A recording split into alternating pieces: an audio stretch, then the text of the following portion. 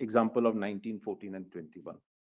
My lord, conceptually, my lord, I don't think, my lord, I could be said to be wrong, my lord, to conclude that one might succeed, another might fail.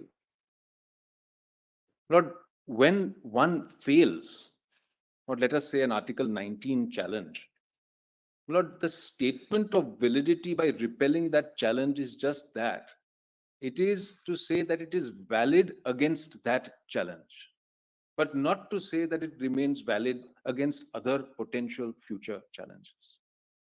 So, my lord, I, for one, my lord, see little difficulty in accepting the conceptual position that a article which survives a 19 challenge may fall to a 14 challenge. But there is another more elaborate aspect to this also. Lord, if we accept what is undoubtedly true, my lord, that our constitution is a living document and that our constitutional values change with time,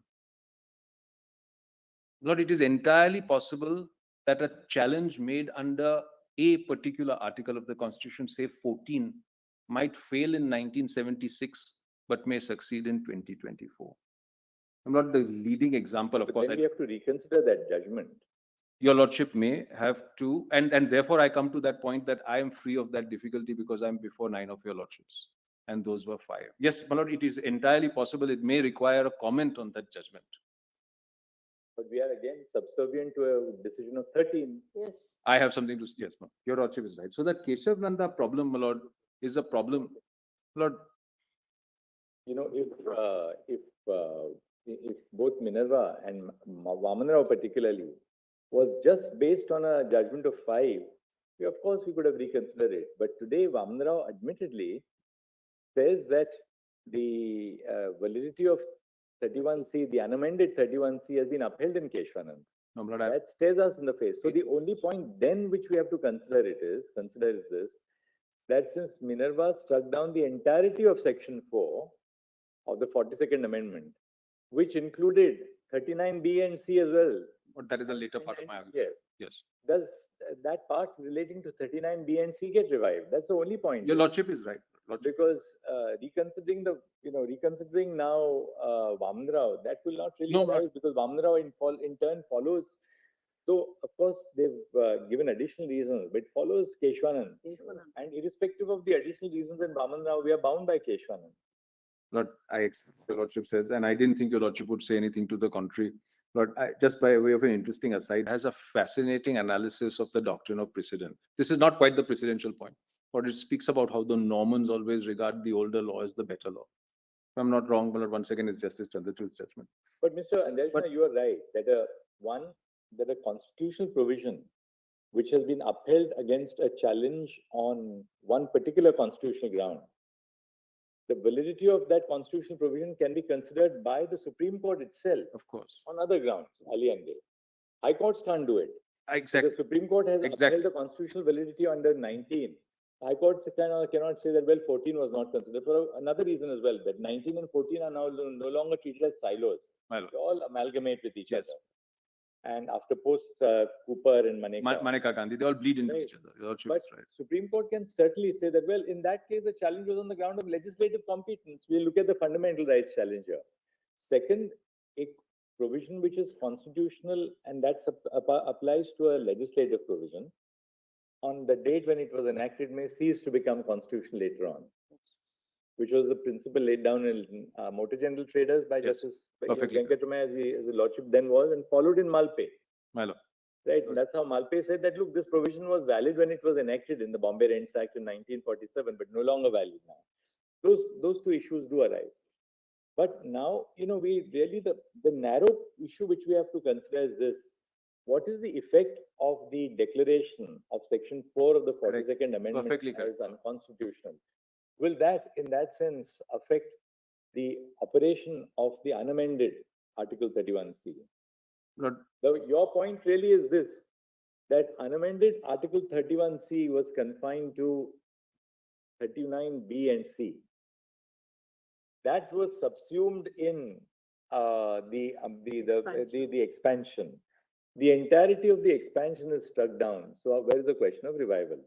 To which possibly the answer would be that, look, the reasoning in Minerva, in that paragraph, which you come to in a later part of your note, I was actually preempting you because I was reading ahead of you. That discussion in Minerva is not in relation to the validity of 31C in relation to Article 39B and C. That discussion in Minerva is actually about this wide expanse now which has arisen, that all provisions, if a law is passed in provision in pursuance of any of the directive principles, it's immune from 14 and 19 challenge. This they said was not impermissible. This they said was unconstitutional. But they were not for a moment. They couldn't have doubted. Keshwan and Bharti. And so were they purporting to doubt Keshwan and Bharti. They had to issue that declaration for the reason that there was no severability arising there, because it was one omnibus provision, all or any of the principles in the directive principle. I mean, you take that too honestly in a matter like this. There are two. It's arguable either way. Of course, it's always arguable either way. But it's arguable either way. But then, do we strike down? I mean, do we say that when this is the constitutional history, that do we say that look now 31C in its entirety is? But let me effaced. Show your lordship there the constitutional principles with regard to the declaration of unconstitutionality and on effect on substitution. That's a separate. Finished your Vaman Rao part. I finished with Vaman Rao, and I think your lordship. Minerva, because then we can go into the heart of the matter. Straight away. Now, Minerva also, I've tried a lot to do a little bit of extraction for your lordship's convenience. Yeah, actually, that's good because that's really the relevant part of Minerva. So, my lord, this is page 99 onwards. But the fact remains that in Vaman Rao, whatever has been stated is subsequent to the judgment in Minerva Mills. Yeah, that is true. Challenge is to a stage anterior to Minerva Mills. The bench is conscious of what they have stated in. No, my lady is right. That is a difficulty in my way, but I'm trying to deal with it. Yes. Yes. That is actually the problem for me, which I'm trying to grapple with and deal with. But would your lordship like to see Minerva for a second? Yes, just see para 58 at internal page 10 of your note. Yes, para 58 straight away. But can I come back to the rest a little later? But straight at 58, I want to deal with that concession point also to my Lord Justice Rishikesh Roy's point. Para 24. Very well, Lord, whatever. But the thing is that concession now, I think very well. It's pretty clear. Very well. But they say Mr. Palkhiwala conceded that the unamended Article 31C is valid. He could not have done so otherwise. They say, and rightly so, because then they refer to Keshwan. Well, I am content with that. Please come straight to paragraph 8. Paragraph 8. Lord, it is in this light that the validity of amended Article 31C has to be examined. Just one second. Just one second. Page 10, internal page. Page 101, my lord, I find. And para 801. PDF 10, page 101. 58 of Minerva Mills. Yes, madam. 101. 101. Yeah. It's extracted. सबको मिल गया है. Extract.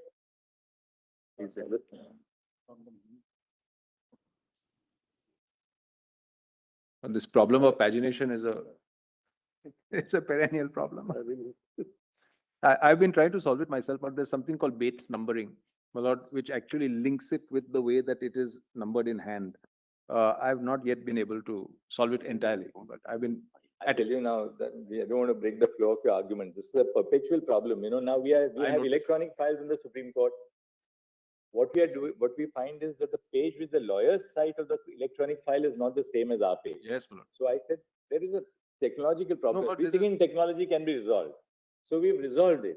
The only thing it requires a little discipline on the part of the lawyer. Arrangement. It's how you arrange it. What happens is, the moment, say, an office report comes in, our digital files are divided into 3 segments.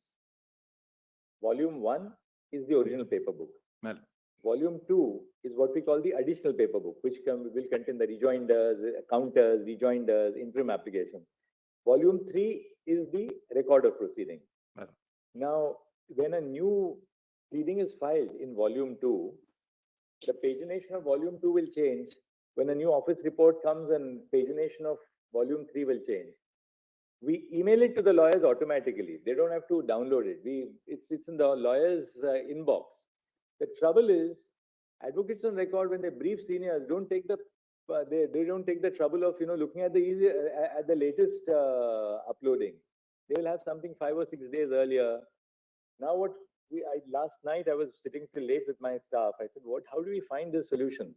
So now we are coming out with a solution called versioning. So the lawyer's copy will have and our copy will have the date, the time and the precise 14 hours, 23 minutes, 32 seconds on such and such a date. So we have to make sure that we are on the same version. As the bar. Yeah. So it has a solution. It just requires a little bit of more discipline on the part of the bar as well to lift the latest versioning. Right. Okay. I dare say, my lord, in the I share it in the hope that this travels beyond the voices in this court and people all realize that this has been done now by the Supreme Court. So, the latest version. Lord, paragraph 8. Lord. What paragraph 58 deals with the question of validity of amended Article 31C. In this light, it is in this light that the validity of amended Article 31. Please, my lord, please. The sentence starts, paragraph 58, it is in this light. Yes, my lord. Can you read paragraph 57? Of course, my lord. In volume 5? Yes, of course.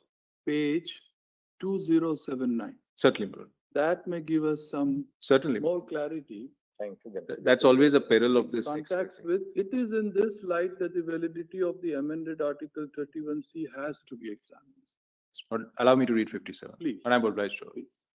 Or would your lordship mind if I read 56 only? Okay. 56 onwards. This, because it's beautifully written again. The significance of the perception that parts the. Yes, bro.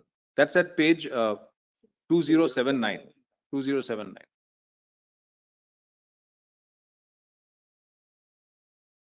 I am grateful to your lordship, and I think it'll be much better if I read both of this to your lordship first.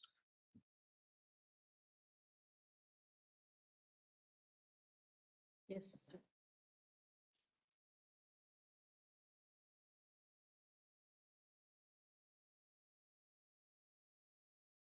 Yes. Yeah. My lord, the significance of the perception that parts 3 and 4 together constitute the core of commitment to social revolution, and they keep together are the conscience of the Constitution, is to be traced to a deep understanding of the scheme of the Indian Constitution. Granville Austin's observation brings out the true position that parts 3 and 4 are like two wheels of the chariot. My lord the Chief Justice put to me the other day. One no less important than the other. You snap one and the other will lose efficacy. They are like a twin formula for achieving social revolution, which is the ideal which the visionary founders of the Constitution set before themselves. In other words, the Indian Constitution is founded on the bedrock of the balance between part Roman 3 and 4. To give absolute primacy to one over the other is to disturb the harmony of the Constitution. The harmony and balance between the fundamental rights and directive principles is an essential feature of the basic structure of the Constitution. Then 57. This is not mere semantics. The edifice of our Constitution is built upon the concepts crystallized in the preamble. We resolved to constitute ourselves into a socialist state, which carried with it the obligation to secure to our people justice, social, economic, and political. We therefore put Roman Part 4 into our Constitution, containing directive principles of state policy, which specify the socialist goal to be achieved. We promised to our people a democratic polity, which carries with it the obligation of securing to the people liberty of thought, expression, belief, faith, and worship, equality of status, and of opportunity and assurance that the dignity of the individual will at all costs be preserved. We therefore put part 3 in our Constitution, conferring those rights on the people. Those rights are not an end in themselves, but a means to an end. The end is specified in part 4. Therefore, the rights conferred by part 3 are subject to reasonable restrictions, and the Constitution provides that enforcement of some of them may, in stated uncommon circumstances, be suspended. But just as the rights conferred by part 3 would be without a radar and a compass if they were not geared to an ideal, in the same manner, the attainment of the ideal set out in part 4 would become a pretense for tyranny if the price to be paid for achieving the ideal is human freedoms. One of the fates of our founding fathers was the purity of means. Indeed, under our laws, even a dacoit who has committed a murder cannot be put to death in the exercise of the right of self-defense after he has made good his escape. So great is the insistence of civilized laws on the purity of means. The goals set out in part 4 have therefore to be achieved without the abrogation of the means provided for in Part 3. It is in this sense that Part 3 and 4 together constitute the core of our Constitution and combine to form its conscience. Anything that destroys the balance between the two parts will ipso facto destroy an essential element of the basic structure of the Constitution. I'm deeply obliged to you, Lordship. Now It is in 58. this light. No, yeah, I'm deeply obliged to you, Lordship. Now it's much better now, Lord, to read 58.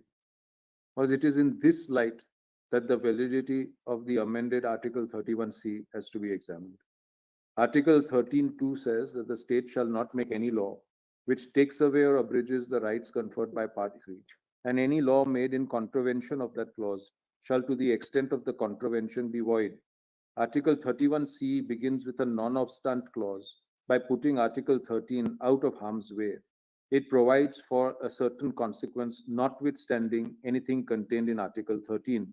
It then denudes Article 14 and 19 of their functional utility by providing that the rights conferred by these articles will be no barrier against passing laws for giving effect to the principles laid down in Part 4.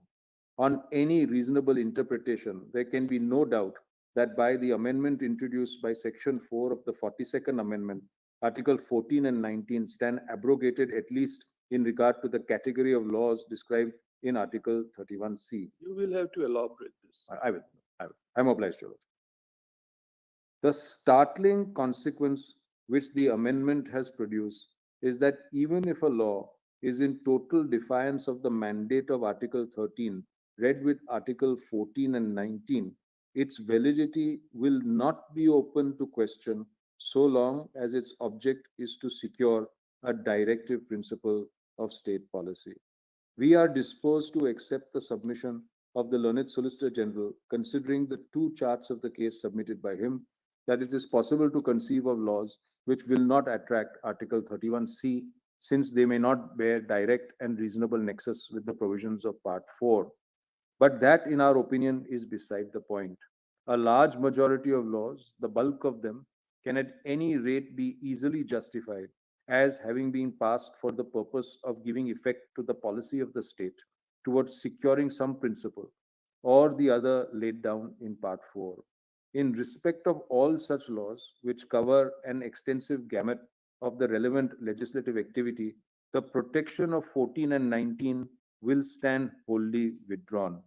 It is then no answer to say, while determining whether the basic structure of the Constitution is altered, that at least some laws will fall outside the scope of Article 31. Back to para 54 of Vaman Rao and try My to reconcile. Before you go to Vaman Rao, Yes, Lord. can I just highlight three things in this Please, particular para? Please. Para 58, if you go to 2080, Yes, Lord. okay, at the Yes. last line in on 2079, Yes. it then denudes Article 14 and 19 of their functional utility by providing that the rights conferred by these articles will be no barrier against passing laws for giving effect to the principles laid down in Part 4. Madam. So there are three observations in this para which are very crucial. So will be no barrier against passing laws for giving effect to the principles laid down in Part 4. Yes. So now they are saying that you are giving an immunity against a 14 and 19 challenge on the ground that the law is giving effect to any of the principles in Part 4. Second, now if you could just travel a little down, the startling consequence Yes, Lord. which the amendment has produced is that even if a law is in total defiance of the mandate of 13, read with 14 and 19, now it follows. Its validity will not be open to question so long as its object is to secure a directive principle of state policy. That's the second. My Lord. They're looking at now the width of the amendment Correct. provision, that it gives effect to any of the directive principles. Third, a large majority of laws, the bulk of them can at any rate be easily justified as having been passed for the purpose of giving effect to the policy of the state towards securing some principle of the other laid down in Part 4. Three very critical observations in this paragraph. So what they find as objectionable is that there is a complete immunity to an Article 14 and 19 challenge if the law has been enacted in pursuit of any of the directive principles. Earlier, before the amendment, it was confined to specific directive principles 39B and C. Now they say what is objectionable is that canvas of immunity is extended so long as it is in furtherance of any of the directive principles. These three observations in para 58 are very crucial. Now, if you go down and travel to para 59 and then 60 for a moment, Yes. 60 is very important. May I read? Very important, Because it deals with 60 Article 30. Because 60 dwells on what is referred to, in those three sentences. Yes. Any one directive, some directive principle or the other. Now just see 60 for a moment. May I read 60 for your Yes. lordship? Lord, and I return to your lordship's point immediately after. You- But it was repeatedly, See,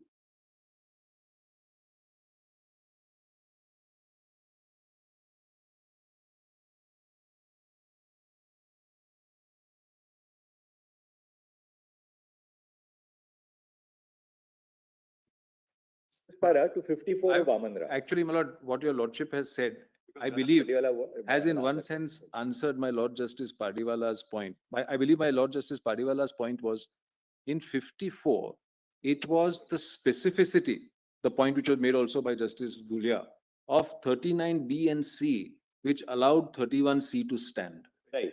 So what Vaman Rao then says, we'll go to Vaman Rao in a moment, is that so long as that the ambit of Article 31C Is narrow. is narrow and tailored to Article 39B and C, it passes muster. Though Article 14 and 19 per se are part of the basic structure of the Constitution.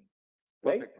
What was objectionable in what was found to be objectionable in the 42nd Amendment in Minerva was that as opposed to a narrowly tailored immunity confined to laws in furtherance of 39B and C, you are expanding it to the entirety of the chapter on directive principles, namely part 4.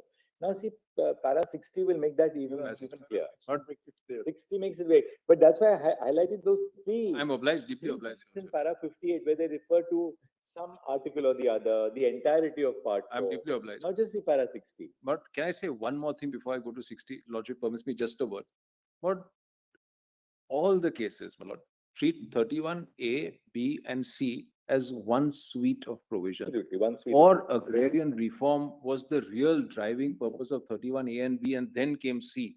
So it was always conceived as a very narrow balancing act that was done in favor of directive principles against fundamental rights. To your, my Lord Justice, to both points actually. Lord, let's see para Yes, 60. now para 60. It was repeatedly impressed upon us, especially by the Attorney General, that Article 38 of the Constitution is the kingpin of directive principles, and no law passed in order to give effect to the principle contained therein can ever damage or destroy the basic structure of the Constitution, a point made by Justice Dhulia Yes. this morning. That article provides that the state shall strive to promote the welfare of the people by securing and protecting as effectively as it may be a social order in which justice, social, economic, and political, shall inform all the institutions of national life. We are unable to agree that all the directive principles of state policy contained in Part 4 eventually verge upon Article 38. Article 38 undoubtedly contains a broad guideline, but the other directive principles are not mere illustrations of the principle contained in Article 38. Secondly, if it be true that no law passed for the purpose of giving effect to the directive principle contained in 38 can damage or destroy the basic structure of the Constitution, what was the necessity, and more so the justification, for providing by a constitutional amendment that no law which is passed for giving effect to the policy of the state towards securing any principle laid down? Yes, Lord. Perfect sense, Lord. Your Lordship is. So really, Mr. Andarjuna, what the court is finding objectionable in Minerva is this expansion beyond 39B and C. So neither Minerva, and now we'll go to Vamanrao para 54, deal with Brother Pardiwala's point. So what is objectionable even in Minerva? Minerva is not reconsidering, assuming Keshwanand was 5 judges and not 13. I'm just theoretically saying that. then Minerva could have possibly reconsidered the validity of 31C all over again. They couldn't have done that in Minerva, but that apart, what Minerva is finding objectionable is not original Article 31C in its unamended form, but the amended provision which expands the canvas of 31C to cover all the directive principles of state policy. With respect, Your Lordship has perfectly articulated. Now, if you come back to para 54 of Vaman Rao, And when we see that, Your Lordship will see that there's perfect symmetry there is between symmetry between Minerva and Vaman Rao. There is no asymmetry in the there two is at no all. perfect symmetry between the two. So, my Lord, if we go back, if Your Lordship I'll doesn't, go back to 54 my note, from Brother my Patiwala. note, I for my interrupted Lord him, so Justice we Patiwala. must go back to that. But in fact, my Lord, that was the very point expressed from the Vaman Rao point of view by Justice You Patiwala. have quoted 54, right? I have. My Lord, it's at page 96. Roman 4. Otherwise, may I say something? Please, my Lord. Because if you see the other directive principles, it speaks of village industries, cottage Exactly. industries, animal husbandry, living, what is that, wages, Living wage. protection of monuments, then protection of environment. All those laws will get immunity then. But to my That is lady. why it was struck down. But to my lady's point, Lord, that is actually once again another aspect of this. The balance was lost. If you say that everything within part 4 will take primacy, what about the earlier part which says that the constitutional tension is a part of the basics? The balance is preserved by 31C in its unamended. In an unamended form. Now, once we accept that as the prevailing, the prevailing doctrine post Keshanand and even post Minerva and Vaman Rao, we'll go to para 54 in a moment. Then the only point which we have to dwell on is what happens about that slightly problematic area. It's not a clear area of the entirety of Section 4 having been struck down.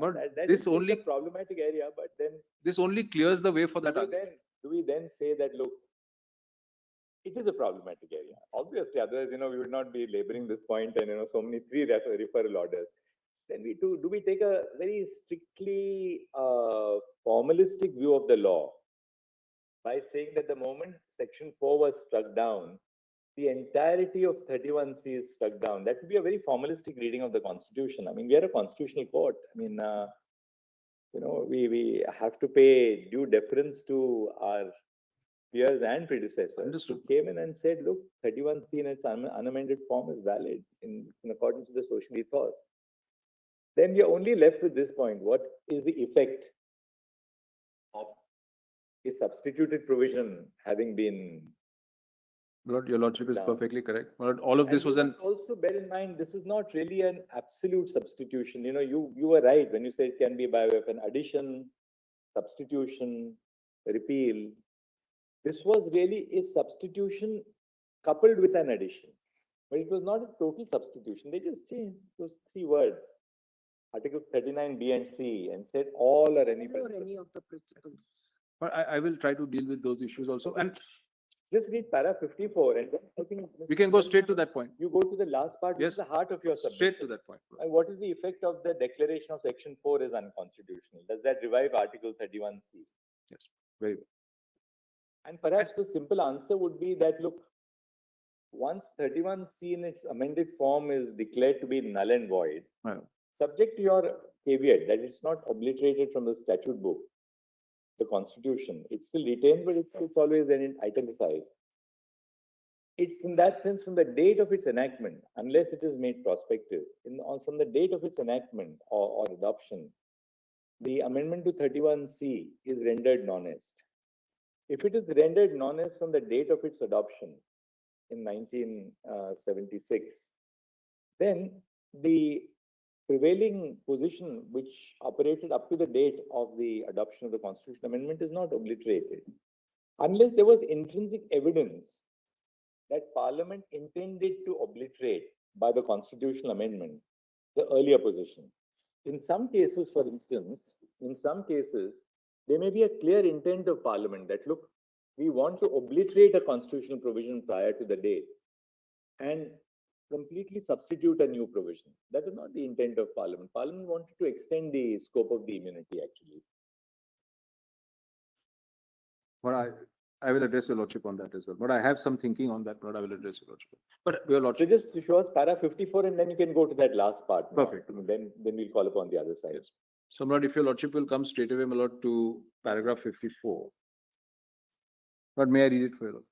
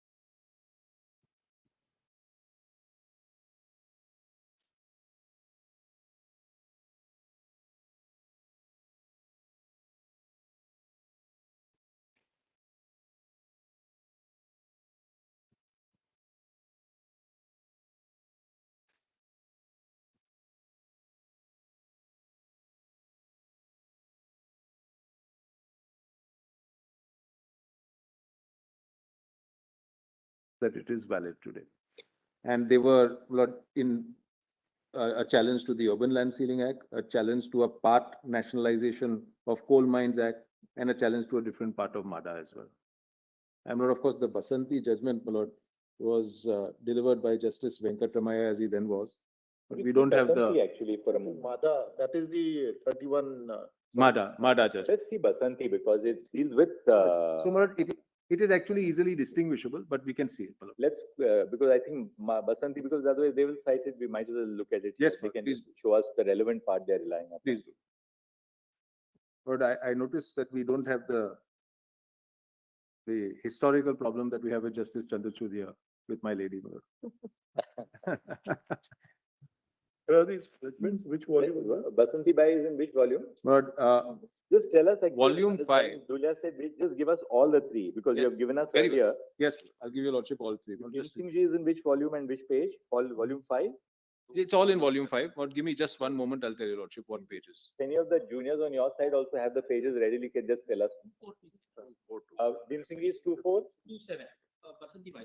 Basanti Bai is at 2427. 2427.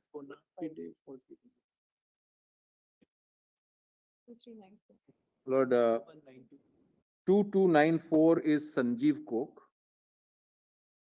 And 2192 is Bhim Singh Ji. Yes, Lord, 2427. But let me just show you.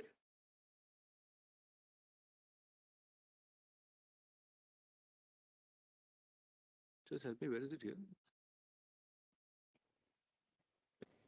Or just give me a moment, please, Lord, just a minute.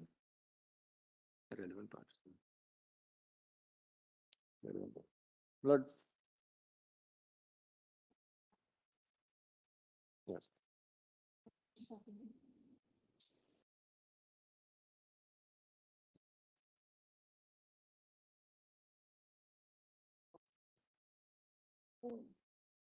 Basanti Bai.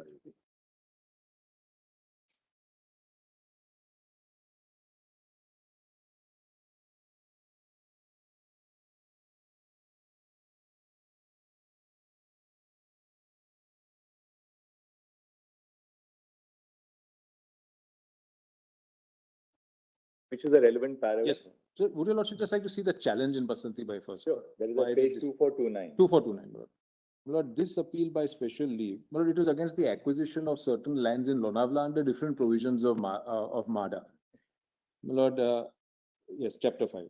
This appeal by special leave is filed against the judgment dated 8 November 1983 in writ petition, by which the High Court declared subsection 3 and section 4 of section 44 of MADA to be void and gave certain ancillary directions. Lord, the facts are then stated, and then the question your lordship will find in paragraph 5.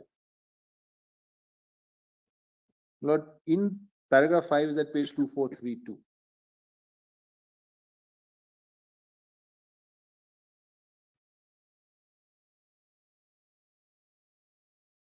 2432. May I?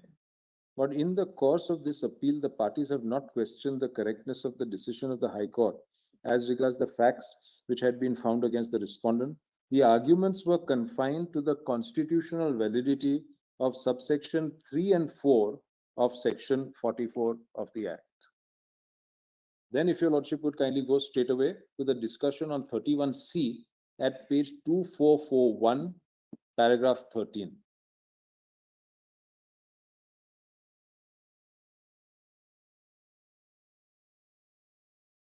Para 13,244. 2441.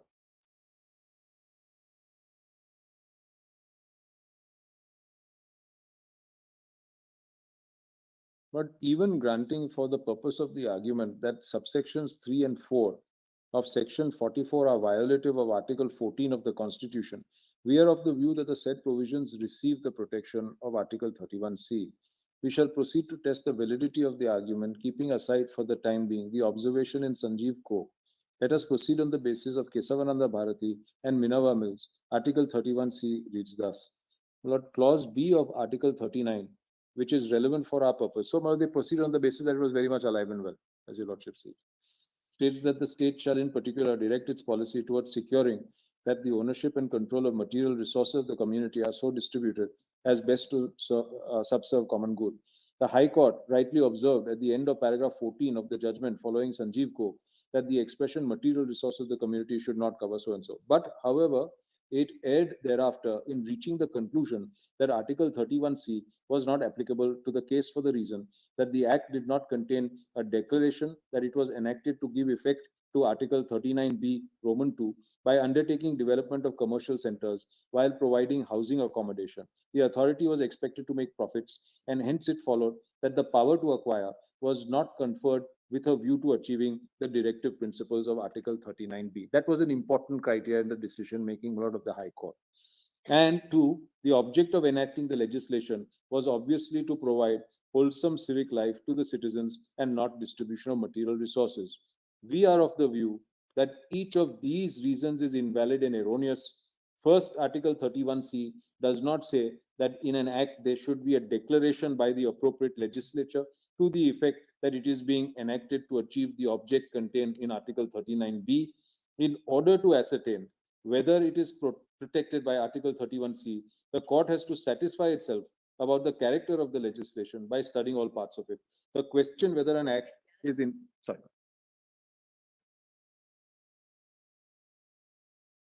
Yes, exactly. Exactly. That is the point which is made. It's an entirely different point from the point which presents itself before your lordships today. And it accepts axiomatically 31C to be allowed. They follow Sanjeev Coke and Ranganath Reddy. They Perfectly. follow Justice Krishnayya's dictum in Ranganath Reddy and say that it has now been adopted by a constitution bench in Sanjeev Coke. Perfectly put. Lord, that is the significance of this judgment. Lord, I have actually dealt with these three judgments.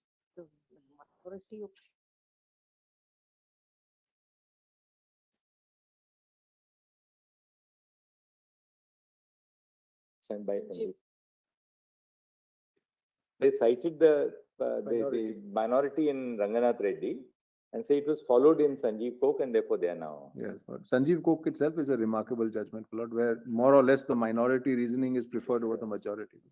So now, Lord, that's it. The last part Last now part is all that is relevant. Lord, I only want to point out I've dealt with these follow-up judgments at page.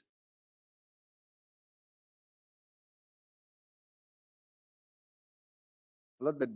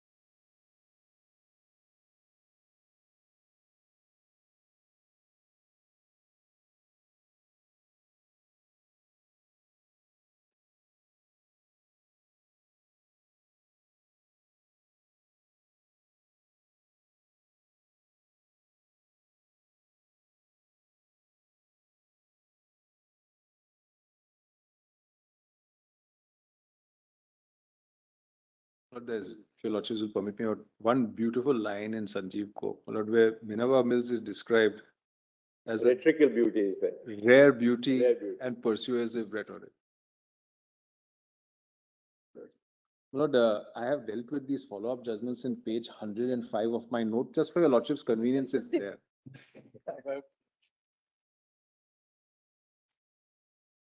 But can I take your lordship now, my lord, straight away?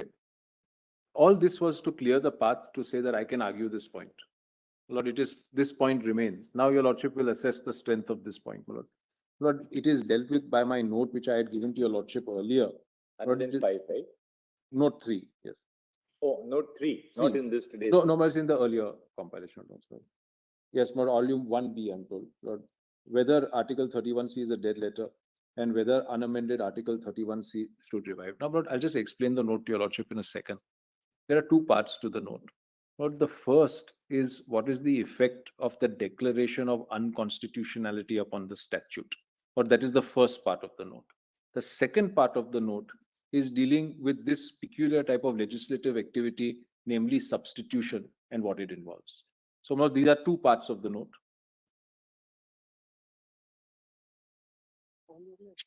One B. Yes. I'll just wait for all of your lordships to pick up that note.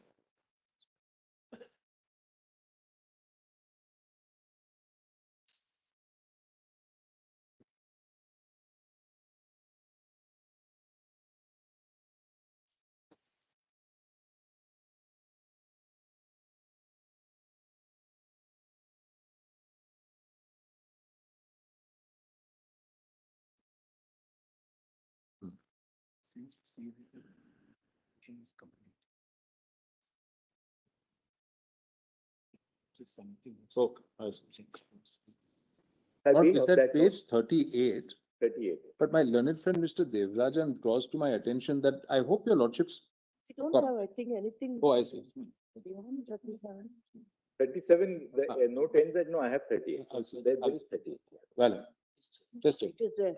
Sorry. Whether Article 31C is a dead letter. Yes, whether it's a dead letter and whether unamended or stood revived. Now, Lord, if I take your lordships directly to paragraph 3, Lord, all of which is exactly what I've been arguing, or the judgment in Minerva Mills declared section 4 to be beyond the amending power of parliament. You are saying that once section 4 is declared unconstitutional, that can't be revived. So, Lord, I'm saying two things. The effect of unconstitutionality by your lordships is not to excise it from the statute book. It still remains a part of the statute book. It requires legislative intervention to then actually delete it. And this is exactly what they tried to do in the 44th Amendment Act, if your lordships recall. Lord, the Yes. part which was struck down by Keshavananda Bharati, they actually moved to say delete it. But for whatever reason, that motion didn't pass the Rajya Sabha. So, my lord, parliamentary practice. 45th, sorry, 45th. 45th Amendment Bill. Lord, it's a curious thing, but it's the 44th Amendment Act. So, Lord, it seems that there was one bill which didn't become an act. But I myself puzzled over that. 44th Amendment Bill was moved. That part which was allowed resulted in the 44th Amendment Act. So, my lord, one bill around the way, my lord, has got lost, missing, didn't pass. That part Yes. not passed. Yeah. No, my lord, your lordship has observed that problem, my lord. I myself noticed that. I tried to understand it. So, my lord, this first part, my lord, the argument is in two parts. My lord, once Minerva declared section 4 to be unconstitutional, what was its effect on the statute book first? That's the first part of the argument. So, if my lady would kindly look at 3 onwards, or 4 onwards. It is submitted that the declaration by this honorable court did not and could not receive the unamended Article 31C. Sorry, could not revive, it should say. So, I'm so sorry, I misspoke. Could not revive the unamended Article 31C as stated and submitted below. Now, this is the reasoning about that declaration of unconstitutionality. When Section 4 of the Constitution was declared void, it cannot be said to mean that it was totally ineffectual and did not at all have the effect of amending Article 31C as contemplated in the 42nd Amendment. The substituted words continued to remain as a part of the Constitution. And here, my lord, I've illustrated. But see Article 368, my lord, I've quoted, thereupon the date of assent, the Constitution shall stand amended in accordance with the terms of the bill. So once the bill is passed, my lord, it effectively comes onto the statute book, and in the case of a substitution, in the place of the previous provision. There is a clear distinction on the effect of the statute when it is amended or repealed by a legislation and when it is struck down by a court for constitutional violation. So the two are different. Repeal is entirely different from striking down by a lordship's court. The effect of a legislation on the statute is a physical change. An express repeal, removing the statute out from the statute book. Parliament repeals, it's gone, it's deleted. An amendment makes physical changes in the statute, but a judicial decision does not make any physical changes in the statute. Sorry, I should say changes in the statute. It only places a particular meaning on it and leaves the statute on the statute book without any change. This difference is due to a clear separation of the functions between the legislature and the judiciary under our constitutional scheme. Note 7. No statute can go out of existence unless the legislature repeals it. The courts do not possess the power to make a statute or to repeal a statute. When a court declares a statute as unconstitutional, it is void. It is legally unenforceable, but factually, its existence cannot be wiped out by judicial declaration. In State of Bombay and FN Balsara, the Honorable Supreme Court had struck down Section 13 of the Bombay Prohibition Act 1949. This case dealt with a pre-constitution act. It was existing law on the date of the constitution. The question of the effect of its unconstitutionality, as so declared, came up first before a three-judge bench in Pesikaka's case. Behram Khurshid Pesikaka versus State of Bombay. Justice Bhagwati, N.H. Bhagwati, held that the effect of the declaration of unconstitutionality, there was a slightly different view here, was not to enact a statutory provision or to alter or amend Section 13B of the Act. So, one thing I hasten to act. Now, my lord, we are speaking about its effect on ordinary statutes. One of the problems that we have had here, my lord, there is very little material on this point. And that has been noticed also in the NJSC judgment, which, my lord, I will be making some submissions to your lordship on. With regard to its effect on the constitution, my lord, is very little tried and decided, as I will show your lordship. But there is one or two, my lord, in my respectful submissions, persuasive indications. So after the provision is struck down, Yes, ma'am. Sorry, ma'am. whether they are bound to carry out the amendment also, deletion, addition, whatever. Well, your lordship has raised a very good point. My lord, they may allow it to linger on in the statute book, as has actually happened and commented on by Justice Chandrachud, my lord, as he then was. My lord, to say it lives an italicized existence. So, my lord, when your lordship finds in the statute books, my lord, many of the parts of the statute in italics, your lordship will find a footnote there to say that actually it was struck down by this. Parliament has not taken the necessary step for Whether actually. the Parliament is bound to do it. Parliament is not bound to do it. Parliament may do it, Parliament may not do it. For a layman, it is very difficult to understand. It The is. kind of argument being raised here, Yes, ma'am. that the earlier has revived. My lord. So nobody knows what was there, not there. So Your how lordship- layman will understand this No, your lordship is perfectly correct. My lord, I would submit to your lordship that for the orderly development of the law, Parliament must do one of two things. It must either remove it from the statute book, or it must remove the basis of its unconstitutionality and revalidate it by a parliamentary motion. That would be the correct parliamentary procedure, my lord. But I don't want to be misunderstood as raising a very technical point. But my lord, as I see it, this is an important point on the separation of powers between parliament and between statutes. And also provision struck down. many statutes. And my lord, I would venture to suggest that in majority of them, parliament has not taken the necessary sweeping up action. Sometimes, my lord, in the 9th schedule, what was happening was that once it was struck down, it was immediately inserted into the 9th schedule to revalidate it. Yes. But So, my lord, there also, parliament is fully conscious of the fact that it requires parliamentary action for revalidation. is there. It is always done. Because striking it down leaves it hanging, but what do we do with it? But may I just return, my lord, to the note, my lord? Because very rarely there would be a question that the striking down was bad in law at a future date. Quite right, quite right. They don't do anything about it. They accept it unless they abrogate that judgment by removing the basis of the judgment, My lady is perfectly correct. validation or something. Like, I'll give you another example, My lord, although it's not a part of the constitution, but section 303 IPC my lord, has been declared as unconstitutional by the Supreme Court. my lord. It still exists in the statute books. Your lordship is, Ineffective. yes, ineffective, void actually, void. Similarly, is this post Minerva, the status of 31C. Yes, your lordship is right. It's still there. You can put it in an article somewhere. So- It's nothing. So, my lord, this requires a little, because the courts and parliament always work in tandem. At least the Supreme Court and parliament is to work in tandem. What the Supreme Court does, well, it may be accepted by parliament. Then you do away with it. You may not accept it, change the basis of it and revalidate it. But, my lord, parliamentary inactivity, in my respectful submission, results in the situation that we are in today. And it is difficult to see who can do it but parliament.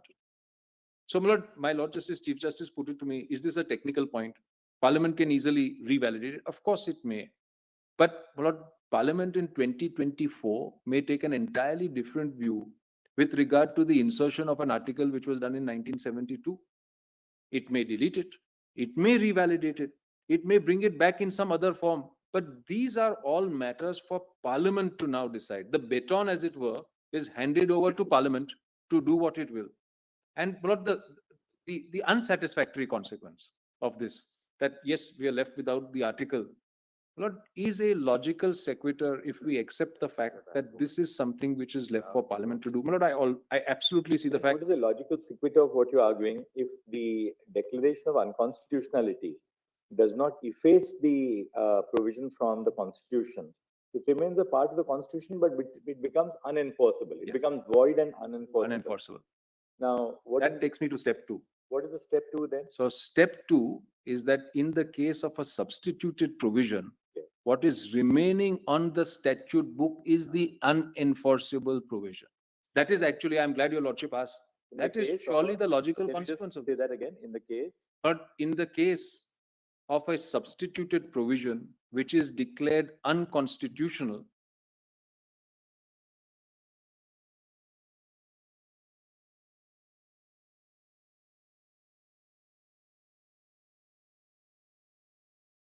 the same remains on the statute book, but is ineffective and is in fact void. And my lord, if your lordship were to push me a little further, my lord, I would have to say that there is no room for two provisions, one of which has replaced the other. What they are arguing is the effect is that. Is that exactly? Or what my learned friend, so really speaking, what you're saying is this, that when Parliament substitutes in its constituent power a constitutional provision, then the effect of that is that the original provision extinguished. is completely extinguished. That does not remain on the statute book because it's Parliament's power. My lord. But when the substituted provision is declared to be unconstitutional by a court, My lord. that substituted provision still remains on the statute Very book, much so. albeit it is unenforceable. So the declaration of the substituted provision as unconstitutional by the court will not revive the earlier provision because the court does not enact a law. Lordship has put it perfectly, but if I were to slow your lordship's We'll process, hear the other side on this. but if I were to slow your lordship's process down by just one step, Lord, I would say that the declaration of unconstitutionality, Lord, brings to an end your lordship's examination of that constitutional provision. Your lordships cannot even say it stands removed from the statute book. It is now handed over to Parliament, who must take the necessary action on it. And if it doesn't? But we have the situation which we have today. No, It's a dead but letter. will there not be something like an implied revival, something like that? No, but, But see, as your argument is actually very attractive. my lord, Philosophically, theoretically, it's very attractive. my lord. Yes, bound by Just a- Minerva. No, my lord, I understand the pragmatic problem.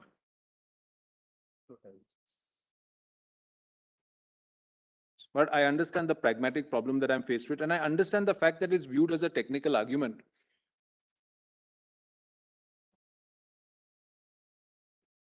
Access between the two. There you have. That point remains, but whatever else is there, that point remains.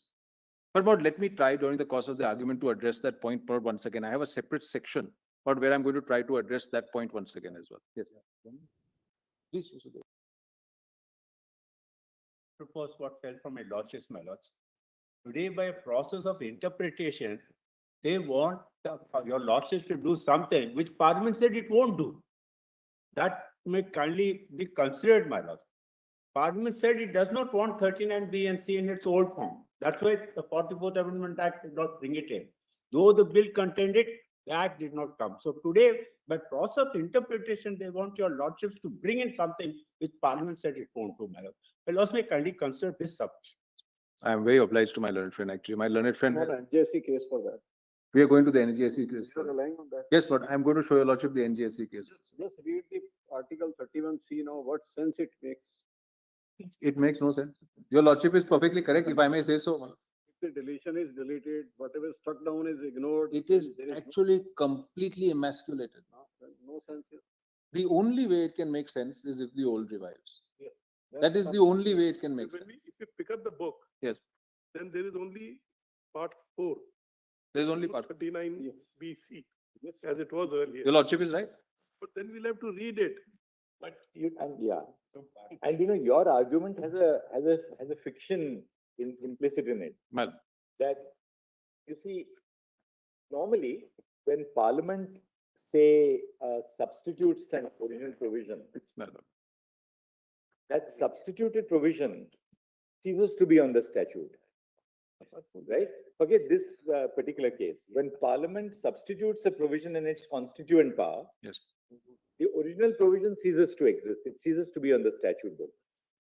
When the court declares or strikes down the substituted provision, it continues to remain on the statute book, albeit it In is effect. rendered unenforceable, null and void. Well, So therefore, according to you, and that is following the doctrine of separation of powers, that it is only Parliament which can efface a provision from the statute book. The court can only strike it down as unconstitutional. So when the court strikes down a provision as unconstitutional, that does not lead to the revival of a substituted provision which is exclusively within the domain of Parliament. and there, my lord, your lordship once again has put it perfectly. But I would just add one or two perhaps logical extensions to that. That's your argument. Really. That is my argument. But my learned friend, Mr. Devrajan, raised an excellent point, my lord. Parliament may express its parliamentary intent at that stage. It may say that I accept the advice given by the courts. I accept the fact that in fact it should go and it is unconstitutional. For the court to revive a provision, according to you, is for the court to exercise a constituent power. My lord. My lord. This in a nutshell is exactly what I've been saying. You were not here yesterday, Mr. Devedi was making this point, I heard it. that it's just one exercise. It's not that if the 39 BC will not come, because it becomes void ab initio. Yes. And if it is void ab initio, the 39 BC will automatically come, as if it was there in the statute book. Yes, my lord. I heard my learned friend, my lord, and my lord, Just because. I have got some way of dealing with that, my lord. If your lordships permit, I'll just come to that at the conclusion of this. My lord, I want to deal with that in a separate way, my lord. About the effect of that unconstitutionality and the fact that it relates back to the date of origin of that particular constitutional provision. But I have some thinking on that also, because I heard, my lord, It goes back to the original. it is well settled that when your lordships declares it's void, it relates back. Constitutionality Relates to, back. the date of the 42nd Amendment. So yes, my lord, I accept that, but there are just two academic possibilities. My lord, one is that it relates back to 1972. That's a possibility. Well, that's all I'm saying, because what has happened is that it's a 72 provision amended from time to time, because another problem is take the 44th Amendment Act. 44th, why should it not relate back to the 44th Amendment Act then? Why only the 42nd Amendment Act? Well, now the amendment of the 42nd Amendment Was it retrospective or it was prospective? Prospective. I think it has always been understood thus. But that's Vaman Rao. That's exactly what Vaman Rao says.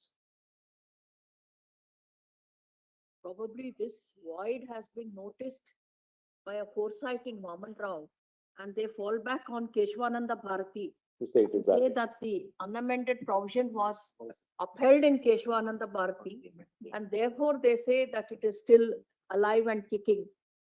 Well, but I have had a similar thought about Vaman Rao because but I wonder sometimes what was the contribution of Koilo, because Vaman Rao came so close to saying that 14 and 19 is basic structure. It just didn't say it in a sentence. And that was in 1980. So but the contribution of Koilo of 9 judges in 2017, seven, what was adding just that one few more words to nail it to the mark. Even if 14 and 19 are part of the basic structure, as we will have to now proceed on the basis of their being a part of the basic structure, that does not still dilute the rationale of Keshwan Bharati, which is that it's not really a widespread or total, destruction of the basic structure. It's a balance. It's a balance, and therefore it is valid. It's a balance. And Koilo is still relevant. What I had mentioned it to your lordship on that what Koilo should not be read as an absolute proposition to say that the minute you come up against 14, it is something which will be struck down. What 14 is a nuance. At 14, 21 are nuance. But we must apply the essence of that to the question. So it's just an oblique infraction. But may or may not result in the statute being struck down. But to the pith and the substance of 14, Lord. So really, your argument which they will have to meet is in 2 steps. First, that when Parliament adopted the 42nd Constitutional Amendment, the effect of the 42nd Constitutional Amendment was that original Article 31C ceased to be on the statute book.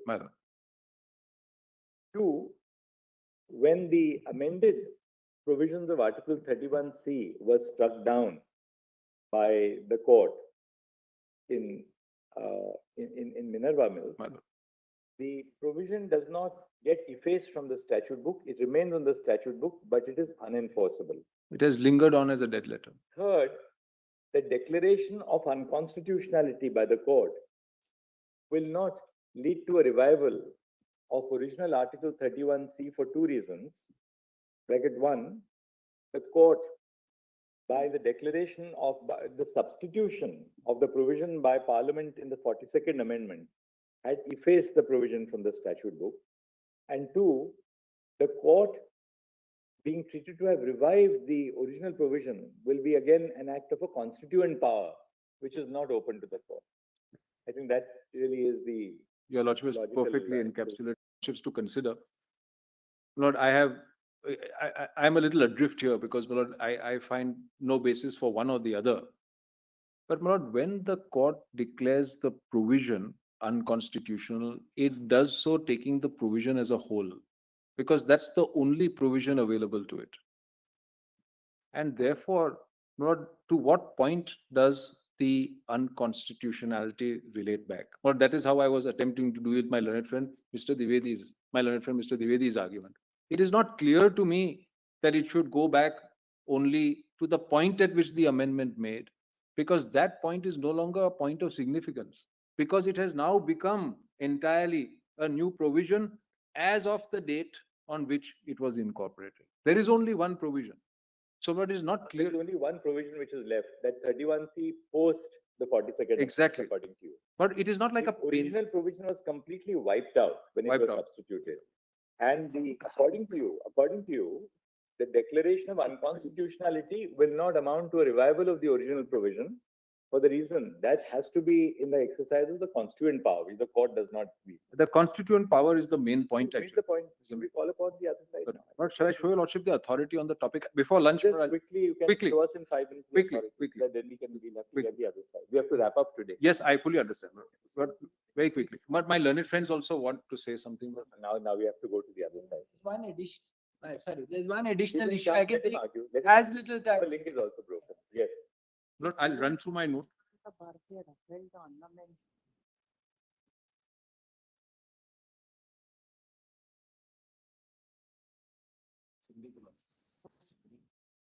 summarize it. I'll summarize it. If I don't do it.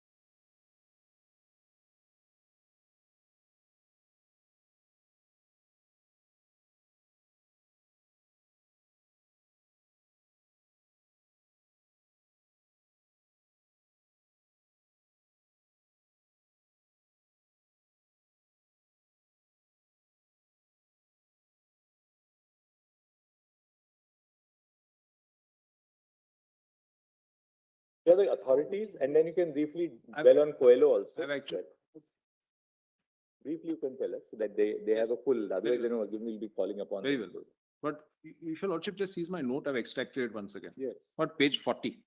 Page? 40. Lord PDF 40.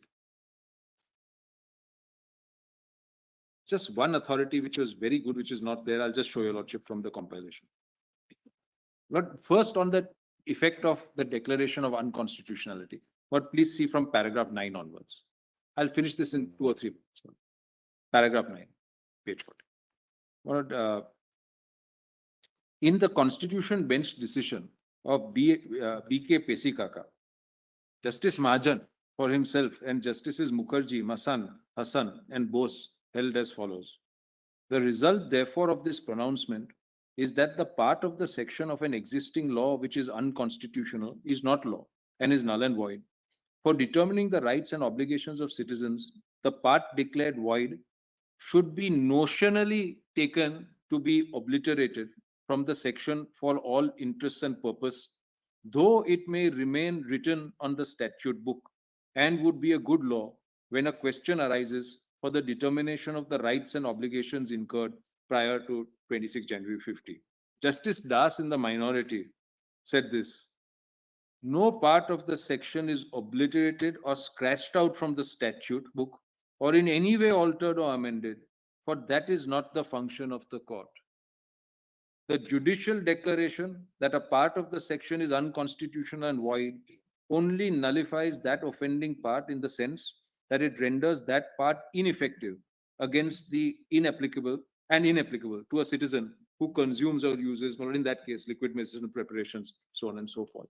Or in another judgment, my lord, which puts it very well, my lord, which is the Sundaramaiah judgment, my lord, dealing with the Post-Constitution Act, and after considering the judgment in Pesi Kaka, but it was held this: thus, a legislation on a topic not within the competence of legislature, and a legislature within its competence but violative of constitutional limitations, have both the same reckoning in a court of law. They are, both of them, unenforceable. But does it follow from this that both laws are of the same quality and character and stand on a different footing for all purposes? This question has been the subject of consideration in numerous decisions in American courts. Oh, I'm sorry. And the preponderance of authority in favor of And the preponderance of authority is in favor of the view that while a law on a matter not within the competence of legislature is a nullity, a law on a topic within its competence but repugnant to the constitutional prohibitions is only unenforceable. So you may have two views about what is their effect depending on what was the type of challenge. Now, my lord, or some high scholarly authority, my lord, what Mr. Sirvai, my lord, has summarized the law on this point as follows. My lord, The other is on. Lord, the practice, I believe, is that never to cite living authors in this court. Lord, when a court declares a law to be unconstitutional, that declaration does not repeal or amend the law. For to repeal or amend a law is a legislative and not a judicial function. And my lord, then the next, my lord, authority, my lord, Khairiti Lal's case, my lord, Justices Fazal Ali Jaswant Singh, my lord, and approved by Justice Deshpande, is in the dissenting judgment of, approved the dissenting judgment of V.S. Deshpande and followed the same line of reasoning on the following lines. On a consideration of the circumstances, facts, and authorities discussed above, in our opinion, the following legal propositions emerge. When a statute, either as a whole or a part, is declared void, it means that the portion which is declared void is ineffectual, destitute of any legal effect, and not binding on the parties. Nevertheless, the Act remains on the statute book for the consideration of legislature in order to repeal or amend the same and for use